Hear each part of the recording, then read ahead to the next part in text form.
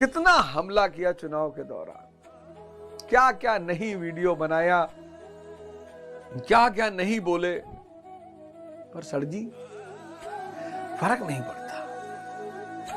बच्चा है ना, मुझको फर्क नहीं पड़ता तो मुझको भी नहीं पड़ता। बाहर जो भी हो रहा है, इस शरीर के बाहर जो भी हो रहा है वो नाटक है। और नाटक में सीन कभी अच्छे होंगे कभी बुरे होंगे, लेकिन नाटक का बुरा ही क्या मानना। ना आज राम है, ना रावण है, ना कंस है, ना कृष्ण है, ना सिकंदर है, ना हलाकू है। सब समय की धारा में बह गए। जय हिंद फ्रेंड्स, गुरुदेव भगवान की चरणों में सादर स्पर्श, सादर नमन। चुनाव के बाद यह हमारी आपकी पहली मुलाकात है और आपके माध्यम से मैं पटपटगंज के लोगों को बहुत बहुत धन्यवाद देना चाहता हूं। पहली राजनीतिक पारी थी, 46,000 वोट मिले, दूसरे पोजीशन पर रहे। 46,000 लोगों ने मेरे ऊपर विश्वास जताया। 1 महीने का टाइम मिला मुझे, 1 महीना, सिर्फ 1 महीने का टाइम मिला अपने लोगों से मिलने का, और बहुत आनंद आया। जीवन के विभिन्न रूप देखे, लोगों से मुलाकात हुई, ऐसी ऐसी चीजें देखी जो शायद किताब में पढ़कर कभी समझ में नहीं आता। बड़े लोगों को दुख भी हुआ कि मास्टर को राजनीति नहीं करनी चाहिए, सबको करनी चाहिए। मैंने आपसे हमेशा कहा कि ये जो जीवन है ना, आप इसको इतना कॉम्प्लेक्स क्यों बनाते हो। ये नहीं करना चाहिए, वो नहीं करना चाहिए। ये जीवन एक यात्रा है, यात्रा। ये जीवन एक यात्रा है। कहां से? इंद्रियों से। कहां तक? सेंसेस से लेकर कॉन्शियस, चेतना तक। और ये यात्रा सबको करनी है। पिछले एपिसोड में मैंने आपको बताया कि भारत महान क्यों है। हमने द्विज का सिद्धांत, बहुत लोग परेशान रहे। कई बार मैं बाहर गया तो लोगों ने पूछा कि भाई भारत में भगवान क्यों पैदा होते हैं। फॉर्मूला पता है हमें, हमको फॉर्मूला पता है। सेंसेस, इंद्रियां, पशु भी रहता है, पर पशु के पास ऑप्शन नहीं है चैतन्य पर जाने का। पशु पैदा होता है, पशु ही मरता है, लेकिन इंसान के पास ऑप्शन है चैतन्य के पास जाने का।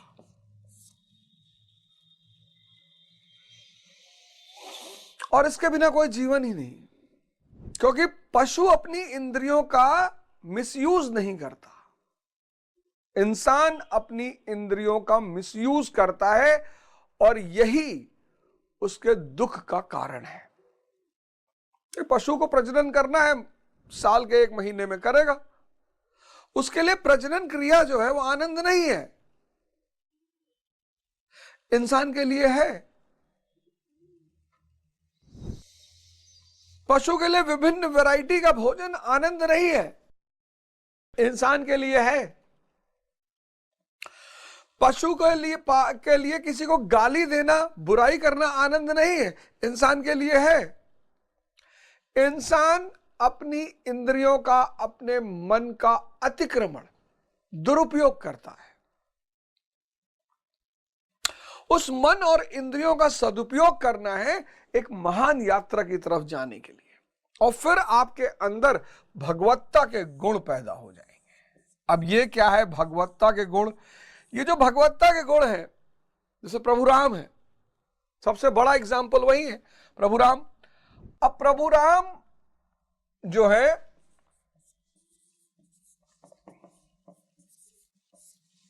माता शबरी के जूठे बेर खा ले रहे,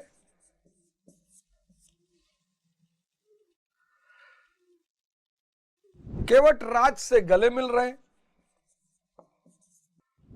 समंदर से हाथ जोड़ रहे,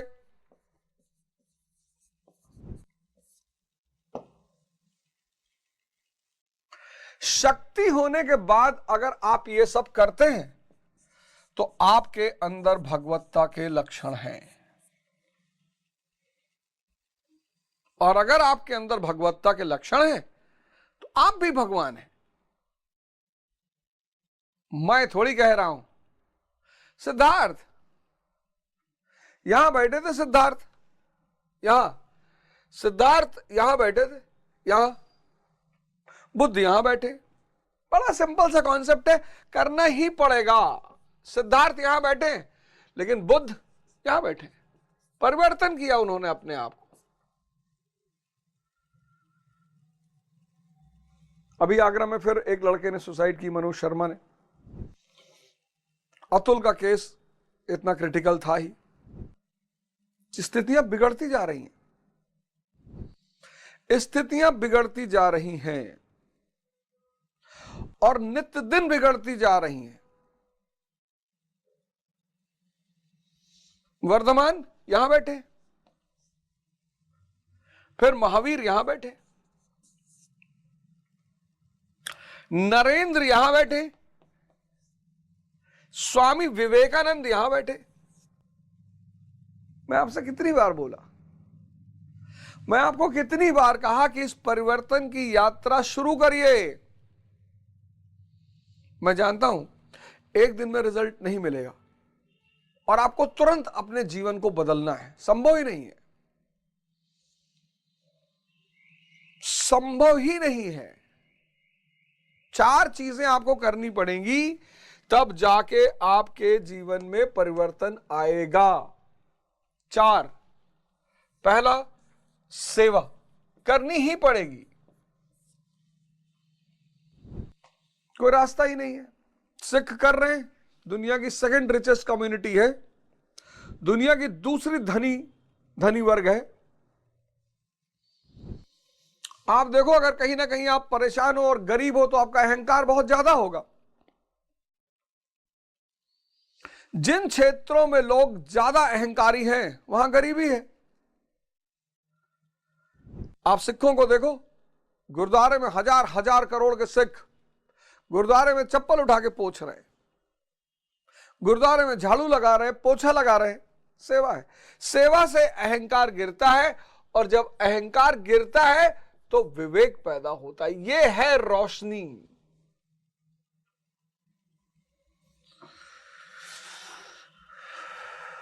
विवेक के बिना आपका जीवन अंधकार में रहेगा। कितना भी पढ़ लो, एमएससी, बीएससी, पीएचडी, ईएचडी, चाहे जो कर डालो, अगर ये नहीं पैदा हुआ, क्योंकि जैसे ही विवेक पैदा होगा वैसे ही त्याग पैदा हो जाएगा। त्याग, हां, त्याग पैदा हो जाएगा। किस बात का? माया जो है, माया यानी ये दृश्यगत संसार है। माया जो भी इन 2 आंखों से दिख रहा है वो माया है, क्योंकि वो बदल रहा है, चेंज हो रहा है। एक डिप आप गंगा में लेते हो और गंगा से बाहर निकलते हो। गंगा मैया से याद आया, महाकुंभ में आप सभी लोगों ने स्नान किया होगा। बहुत बहुत शुभकामनाएं आप सबको। भारत की एक बहुत बड़ी परंपरा है महाकुंभ, कुंभ, उस पर भी चर्चा करेंगे। और बहुत बहुत शुभकामनाएं, आपने इस परिस्थिति में जाकर गंगा जी में स्नान किया, बहुत बहुत संगम में आपने स्नान किया। लेकिन उस स्नान का महत्व तब होगा जब आप साधना शुरू करोगे, तो विवेक पैदा होगा, आप त्याग करना शुरू कर दोगे।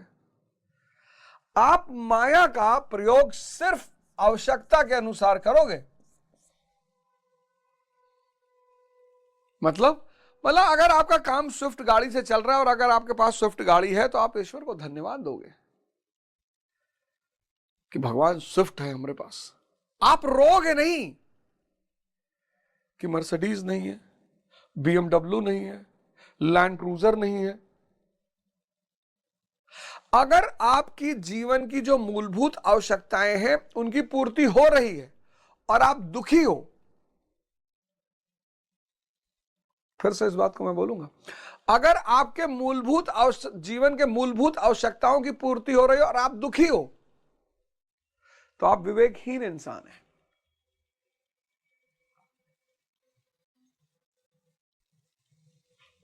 त्याग पैदा हो जाएगा। त्याग के साथ एक चीज शुरू हो जाएगी, तपस्या। अब ये क्या बला है तपस्या? तपस्या जो है वो आपको सुख से बचाएगी। आपको पता है खाना खाना है और बढ़िया मटर पनीर बनी है और शानदार बनी है, तो जीभ के लिए नहीं खाना है, पेट के लिए खाना है। यह है त्याग। अगर आप जीभ के लिए खाओगे तो 2 किलो मटर पनीर खा जाओगे और फिर अजगर की तरह पड़े रहोगे।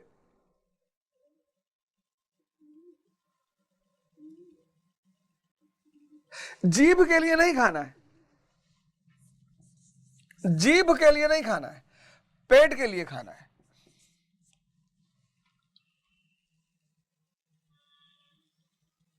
धीरे धीरे सुखों का, आप सुख को छोड़ते जाओगे। यही तपस्या है। और जब ये तपस्या आपकी निरंतर चलने लगेगी तो वो साधना में कन्वर्ट हो जाएगी। हर चीज में जब आप इसको लगा दोगे तो वो साधना में कन्वर्ट हो जाएगी। और ये 4 चीजें, सेवा, त्याग, तपस्या और साधना, ये 4 चीजें आपके जीवन में क्रांति ले आएंगी। दावा है मेरा। हम ध्यान नहीं कर रहे होते कितना हमला किया चुनाव के दौरान, क्या क्या नहीं वीडियो बनाया, क्या क्या नहीं बोले, पर सर जी फर्क नहीं पड़ता। बच्चा है ना, मुझको फर्क नहीं पड़ता तो मुझको भी नहीं पड़ता। बाहर जो भी हो रहा है, इस शरीर के बाहर जो भी हो रहा है वो नाटक है। और नाटक में सीन कभी अच्छे होंगे कभी बुरे होंगे, लेकिन नाटक का बुरा ही क्या मानना। ना आज राम है, ना रावण है, ना कंस है, ना कृष्ण है, ना सिकंदर है, ना हलाकू है।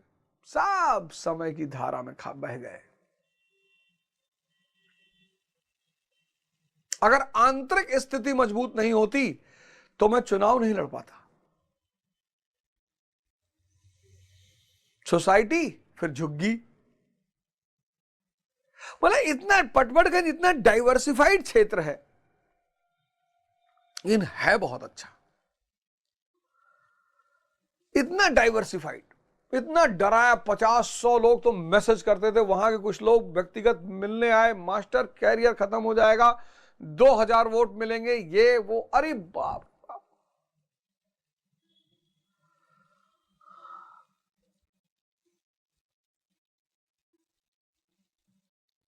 और न जाने क्या क्या। पर मुझे पता था कि ये करना है, मतलब करना है। क्यों करना है ये भी पता था।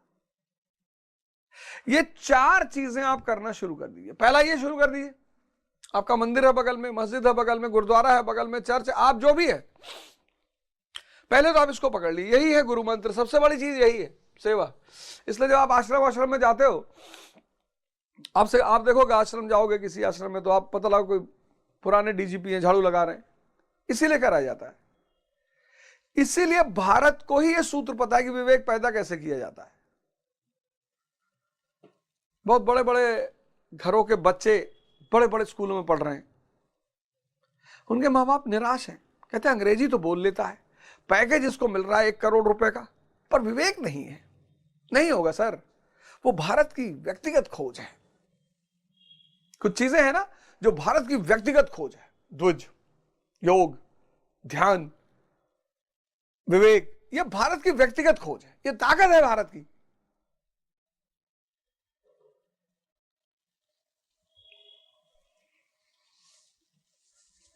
ये ताकत है भारत की। मैं पहले जब पढ़ूं, मैं देखूं कि ये जितने बड़े लोग हुए, संत महात्मा हुए, लोगों ने इनको बहुत परेशान किया, इन्होंने पलटकर जवाब क्यों नहीं दिया? क्योंकि ये बात मेरे समझ के बहुत परे थी। ऐसा क्यों हुआ?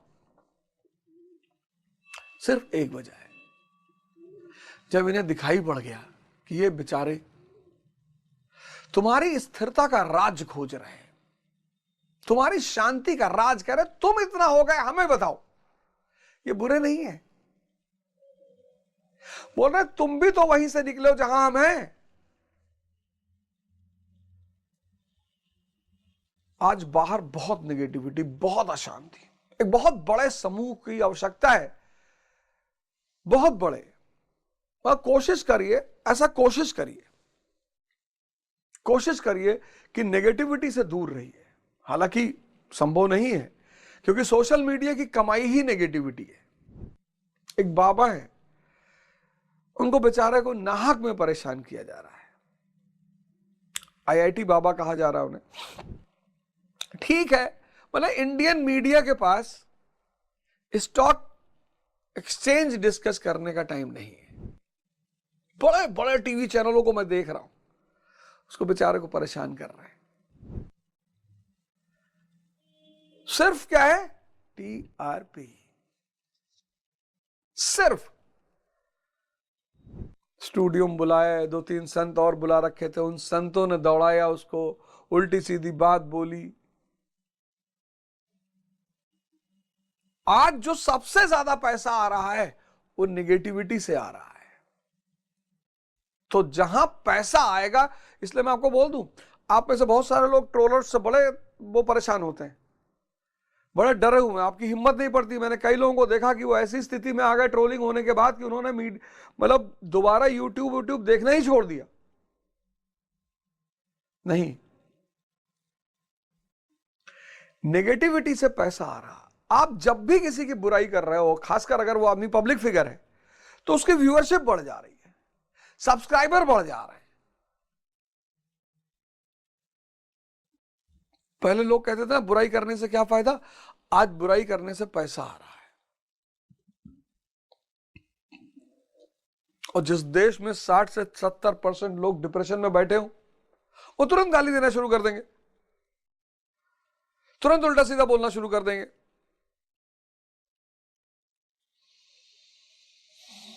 अप्रिशिएट तुरंत।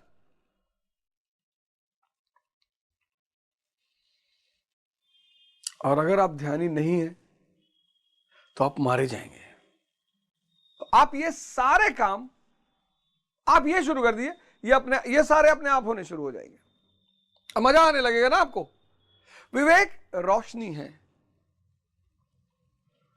अब पिछले अध्यायों में हमने डिस्कस किया कि बुद्धि, विवेक ये कैसे पैदा होती है, इसका तरीका क्या है और इसके रास्ते क्या है। तो अब हम आते हैं 58वें श्लोक पे, जिसकी हमने चर्चा की कि जैसे कछुआ अपनी इंद्रियों को समेट लेता है, लेकिन कछुआ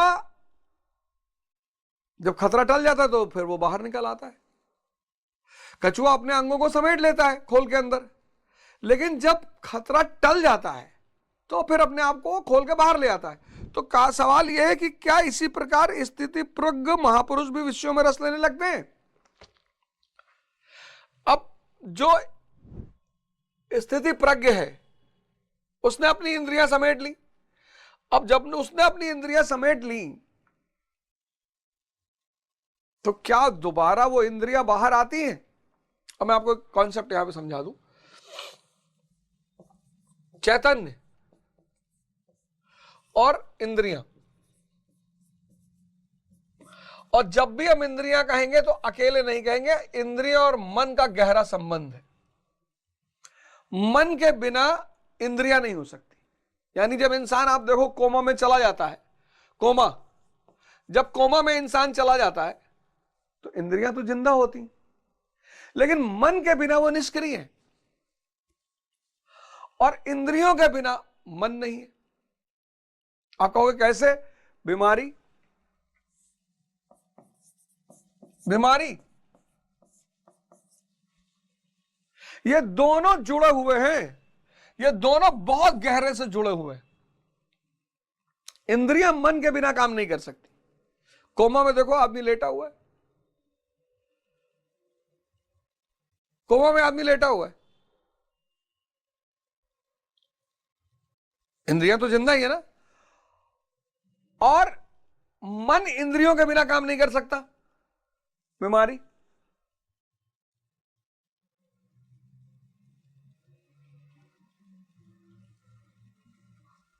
मन है, इंद्रिया। और ये गहरा संबंध सिद्धार्थ को दिखाई पड़ गया। सिद्धार्थ ने क्या देखा? एक बीमार आदमी देखा, बीमारी में इंद्रियां निष्क्रिय है। एक वृद्ध आदमी देखा, वृद्ध में इंद्रियां निष्क्रिय है। मृत्यु देखा, निष्क्रिय है। तो सिद्धार्थ का दिमाग एक स्पेशल दिमाग है। स्पेशल दिमाग जो होते हैं वो गहराई वाली चीजों को देख लेते हैं। फिर सन्यासी देखा तो बोला ये इंद्रिय सुख के पीछे नहीं है लेकिन आनंदित है, यानी इंद्रियों से बाहर भी कोई सुख है। और वहीं से शुरू हुई सिद्धार्थ की खोज, और उस खोज ने सिद्धार्थ को बना दिया बुद्ध, परम आनंद। लोगों को मैं सुनता हूं कभी कभी कहते हुए कि अरे बताओ, घर छोड़ दिए बेचारे, राज्य छोड़ दिए भैया, भैया पत्नियां छोड़ दिए, बच्चा छोड़ दिए भैया। इस देश में लोग त्याग को बड़ी हीन भाव से देखते हैं, लेकिन जहां सुख के बदले आनंद मिल रहा हो, परमानेंट एक्सटेसी, परमानेंट, एक सेकंड भी बाहर की घटनाओं का अंदर प्रभाव ही नहीं पड़ रहा है, तो जब ये इंद्रियां और मन साधना से गायब हो जाते हैं, सिर्फ यही बचता है,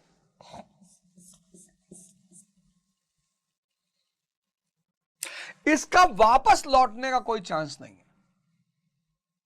है ही नहीं। जैसे बुद्ध वापस सिद्धार्थ नहीं बन सकते, यही इसकी सबसे बड़ी विशेषता है। यही इसकी सबसे बड़ी विशेषता है कि एक बार आप ज्ञान को उपलब्ध हो गए, फिर आप वापस नहीं आ सकते। इतनी महान चीज छेड़कर कौन आएगा?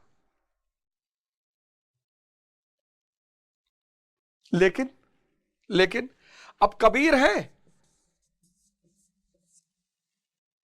ये विवाह किए हुए हैं, 2 बच्चे हैं इनको, ज्ञानी होने के बावजूद, भाई लोग कहते हैं ना कि जब आपको सब पता चल गया कि सब माया है, सब झूठ है, तब आप परिवार क्यों बसा रहे हैं? समाज का हिस्सा है। ये जो वर्ग होगा वो अगर संसारी बन के रहेगा तो आवश्यकतावश, करुणावश, बहुत सारे लोग ज्ञान को उपलब्ध हो गए, चले गए, पता ही नहीं चला, हिमालयों से ऊपर, कैलाश से ऊपर निकल गए कि छोड़ो यार, अब कौन जाएगा वापस दुनिया में। लेकिन भगवान विष्णु वैकुंठ से नीचे आते हैं। मैंने बार बार कहा कि एसी से, जनरल से एसी में जाना आसान है, लेकिन एसी से जनरल में जाना इम्पॉसिबल। भाई साहब, ये जो 1 महीना लड़ाई लड़ी मैंने ना, एसी से उतर के जनरल में चले गए,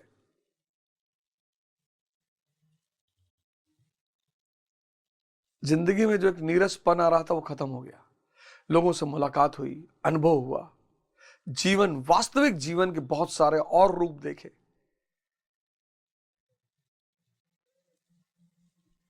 ये जो है, ये जो कभी कभी चैतन्यधारी संसार में रहता है, ये करुणा के वश रहता है कि यार मेरा तो दीपक जल गया, कुछ और लोगों को इस गंदगी से बाहर निकालो, कुछ और लोगों को इस भटकाव से बाहर निकालो। तो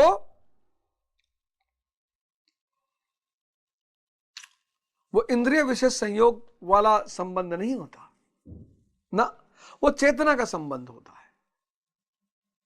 और वो आवश्यकता के अनुसार होता है, क्योंकि वापस जाने का कोई रास्ता ही नहीं है। तो 58वां अगर आप श्लोक देखो, यदा संहरते चायम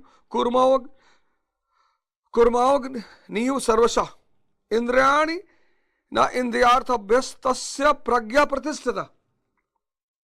जिस प्रकार कछुआ अपने अंगों को समेट लेता है, ठीक वैसे ही यह पुरुष जब सब ओर से अपनी इंद्रियों को समेट लेता है, तब उसकी बुद्धि स्थिर होती है। खतरे को देखते ही कछुआ जिस प्रकार अपने सिर और पैर समेट लेता है, ठीक उसी प्रकार जो पुरुष विषयों में विचरती हुई इंद्रियों को सब ओर से समेट कर हृदय देश में निरोध कर लेता है, उस काल में उस पुरुष की बुद्धि स्थिर होती है। यानी बुद्धि अगर स्थिर करनी, कितना बड़ा सूत्र लिखा हुआ है, बुद्धि अगर स्थिर करनी है तो इंद्रियों और मन को समझना होगा। बुद्धि अगर स्थिर करनी है तो इंद्रिय और मन को समझना होगा, और इंद्रिय और मन को समझने का सबसे प्यारा मार्ग है ध्यान। मैं बता रहा हूं कैसे, ये बहुत बड़ा सूत्र है। अगर बुद्धि को स्थिर करना है, इंद्रिय प्लस मन, अगर इन दोनों को समझना है तो उसका मार्ग है ध्यान। ध्यान क्या करेगा? एक रोशनी के रूप में आपको चीजें दिखाएगा। जैसे एग्जाम्पल के तौर पे कि जीभ के लिए नहीं खाना है, पेट के लिए खाना है। अब ये ध्यानी जानता है, इसलिए शुगर का जो अगर पेशेंट ध्यानी है उसको दिक्कत ही नहीं होगी, क्योंकि वो पेट के लिए खा रहा है तो सीमित भोजन करेगा। आज शुगर के सबसे ज्यादा पेशेंट कौन परेशान है? जो ध्यान नहीं कर रहे हैं। और एक चीज आपसे हाथ जोड़ के निवेदन है सारे भारत के लोगों से, देखिए भैया, जब आपके घर कोई आता है और अगर वो कहता है कि मुझे खाना नहीं खाना है, तो कृपया करके उससे जबरदस्ती ना करें। अब वो समाज नहीं रहा जो साइकिल से चलता था, खेत में काम करता था, किसानी करता था। अब शारीरिक मेहनत करने वाले लोग नहीं हैं। हाथ जोड़ के कह रहा हूं, जबरदस्ती करते हैं लोग। वो कह रहा है कि भैया मैं शुगर का पेशेंट, अरे एक लड्डू खाने से क्या होता भैया, उसकी जिंदगी। ये शुगर जो खून में गलती नहीं, ये सारे अंगों को डैमेज करती है। साइलेंट किलर कहते हैं, पता नहीं चलता। हाथ जोड़कर निवेदन है, अगर आप किसी को प्रेम कर रहे हैं, सम्मान कर रहे हैं, और वो आपको मना कर रहा है कि मुझे नहीं खाना है, तो उससे दबाव देकर ना खिलाएं। क्योंकि मैंने देखा बहुत सारे लोग संकोच में, मैं जब घूमता था चारों तरफ पटपटगंज में, तो भाई हर जगह चाय पीनी है, और आप सबसे कह नहीं सकते कि शुगर मत डालिएगा।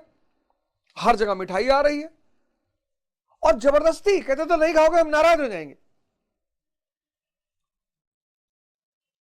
कृपया दूसरों का सम्मान करें, उनके जीवन पर ध्यान दें, और खाने पीने में जबरदस्ती ना करें। यह हाथ जोड़कर आप सबसे निवेदन है। बहुत प्रेम है आपको किसी से, उसको पैसा दे दे, 10-20 हजार रुपया दे दे, लेकिन प्लीज ये ना करें। 1990 से पहले यहां का आदमी मेहनत कश था, शारीरिक श्रम करता था तो सारा खाना हजम हो जाता था। 80% लोग साइकिल से चलते थे, सारा खाना हजम हो जाता था। 1970 में 80% लोग पैदल चलते थे, सारा खाना हजम हो जाता था। पर अब शारीरिक श्रम कम हो गया है।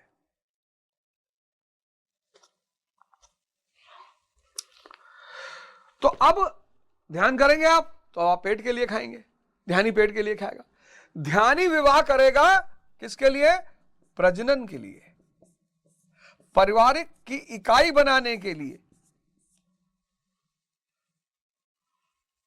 क्योंकि वो देख रहा है कि अगर सेक्स में इतना आनंद होता तो भगवान बुद्ध छोड़ आते, वो भी जवानी में। सोचेगा वो, और उनके पास तो इतने सारे लोग मौजूद थे। विवेक पैदा हो जाएगा ना, ज्ञानी के पास विवेक पैदा हो जाएगा। और फिर सोचेगा जवानी में 30 साल के बुद्ध, तो कहते बुढ़ापे में ध्यान करो, 70 साल के बाद पूजा पाठ करना, तब कुछ बचेगा ही नहीं, खत्म हो जाओगे। तो विवेक जब पैदा होगा तो वो सोचने में मजबूर करेगा कि बुद्ध, महावीर, स्वामी विवेकानंद, और सबसे बड़ी चीज जो सोचेगा, देखेगा कि जो वैश्याएं हैं रोती हैं। भाई किसी चीज में अगर आदमी को मजा आ रहा तो कहेगा भैया हमको हर जन्म वैश्या बनाना। वो रो रही हैं कि प्रभु अब मत करना। ध्यानी जो हो जाएगा वो रटने के लिए नहीं पढ़ेगा, समझने के लिए पढ़ेगा।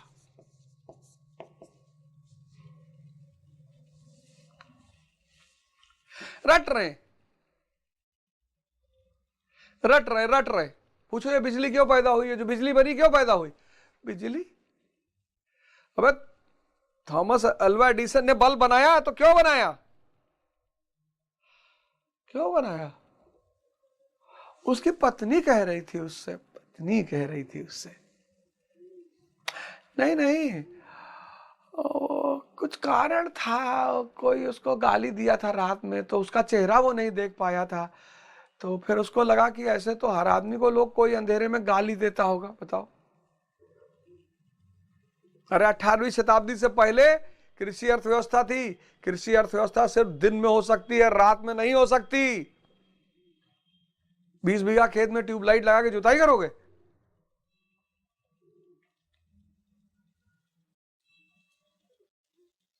लेकिन जब इंडस्ट्रियल रेवोल्यूशन आया, औद्योगिक क्रांति आई, एक सीमित क्षेत्र में है ना, डिमांड बढ़ा, तो ये हुआ यार दिन के उत्पादन से मांग की पूर्ति नहीं हो पा रही, रात में भी करो, तो रात में करने के लिए लाइट चाहिए, आ गई।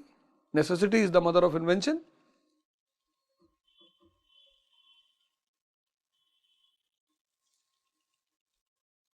ध्यान तुम्हें इस विवेक पैदा कर देगा, और विवेक इस इंद्रिय और मन के जाल से धीरे धीरे तुम्हें बाहर निकालने लगा। और एक बार,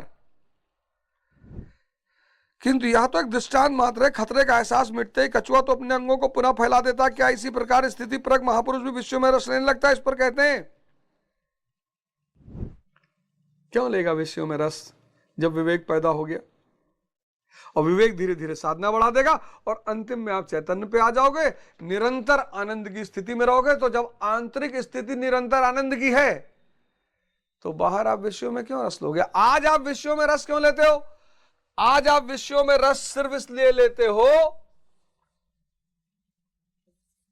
मनुष्य और बुद्ध, अब इनको विश्व में रस नहीं लेना है, इनको विषयों में रस नहीं लेना है,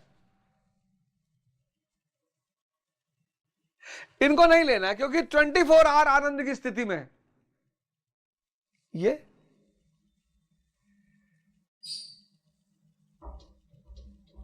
जब मिठाई रसगुल्ला खाएगा तो जितनी देर खाता रहेगा मन गायब हो जाएगा, क्योंकि सुख में मन गायब हो जाता है। इसका सुख इसकी इंद्रियों से जुड़ा हुआ है, तो ये भागेगा ही, इसको सुख चाहिए, भागेगा। इसीलिए सुख की तुलना किससे की गई? मृग तृष्णा से।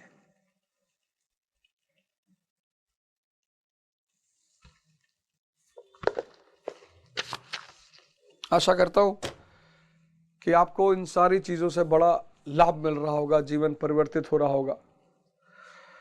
और निश्चित तौर पर आज के समय में अगर आपको जीना है अच्छे ढंग से, तो हाथ जोड़कर करबद्ध निवेदन है कि कृपया करके ध्यान के रास्ते पर आ जाइए। मैं एक प्रोग्राम करने जा रहा हूं, 4th लॉ, बहुत जल्दी उस पर रजिस्ट्रेशन शुरू हो जाएगा। और उस प्रोग्राम में लाइव प्रोग्राम होगा, लाइव आपके सामने आमने सामने ऑफलाइन प्रोग्राम होगा। तो उस प्रोग्राम में मैं आपको बताऊंगा ज्ञान, शिक्षा, ध्यान। और उस प्रोग्राम में खास बात होगी, करंट अफेयर के क्वेश्चंस होंगे। 50% जो कर लेगा उसको 2100 रुपया दिया जाएगा। 5100 भी हो सकता है, डिपेंड करेगा कि हमारी ग्रुप क्या डिसीजन लेती है। आप सब लोग जिन्होंने मेरी चुनाव में मदद की आर्थिक रूप से, बहुत सारे मित्र मेरे आए। आशुतोष एक लड़का है वो आया, एक लड़का आदित्य यादव है लखनऊ से वो आया, ऐसे बहुत सारे लोग आए। और सिद्धार्थ सिंह कोल्हार गांव का एक लड़का है, वो तो बेचारा 2 महीना यहां पड़ा ही रहा। और बहुत सारे सौम्या भट्ट लखनऊ से हैं, वो भी बेचारी 2 महीना यहां रही। और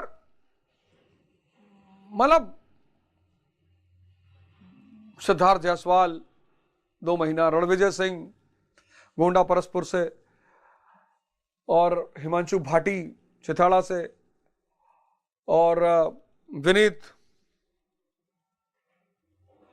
योगी।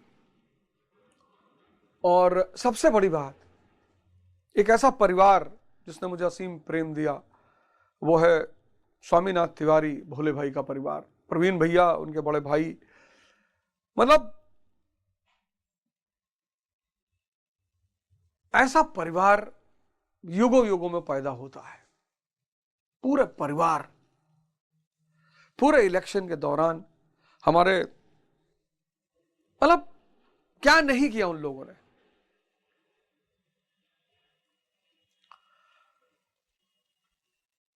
गंगाधर गोरखपुर से,